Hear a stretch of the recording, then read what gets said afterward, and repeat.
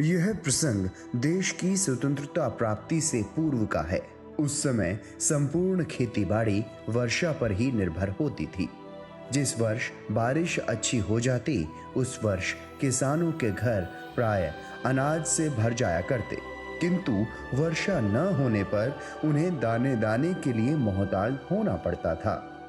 एक बार प्रकृति ने कुछ ऐसा खेल खेला कि गांव श्री जलालाना साहिब व आसपास के इलाके में 2 वर्ष से लगातार वर्षा न होने के कारण सूखा पड़ गया, जिसके परिणाम स्वरूप फसलों की बुआई आदि नहीं हो सकी और अनाज पैदा नहीं हुआ।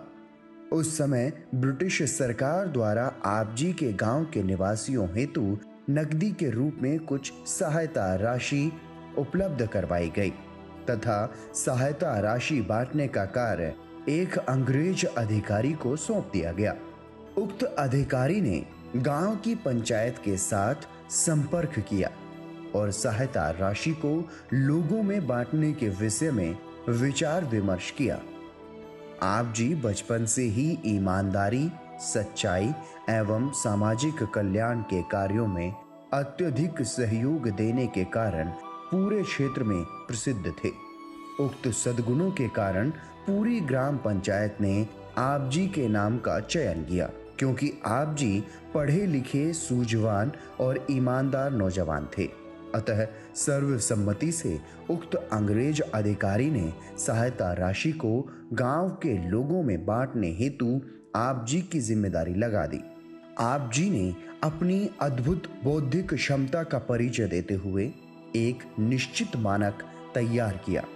आयु के आधार पर तैयार मानक के सुझाव की अंग्रेज अधिकारी एवं गांव वालों ने भरपूर सराहना की। आप जी ने अपनी सूझबूझ से बिना किसी पक्षपात के सहायता राशि पूरे गांव के लोगों में उस अंग्रेज अधिकारी के समक्ष थोड़े समय में ही बांट दी।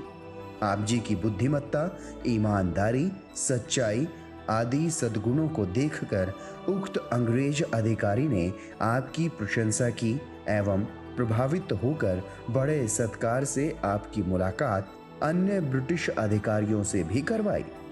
आप स्वयं नंगे पांव घर लौट गए। एक बार एक व्यक्ति आप जी के पास आया। उसके पांव में जूते नहीं थे। वह अत्यधिक निर्धन था। उसे अपनी रिश्तेदारी में जाना था। वह बगैर जूते पहने ही रिश्तेदारी में जाने में संकोच कर रहा था।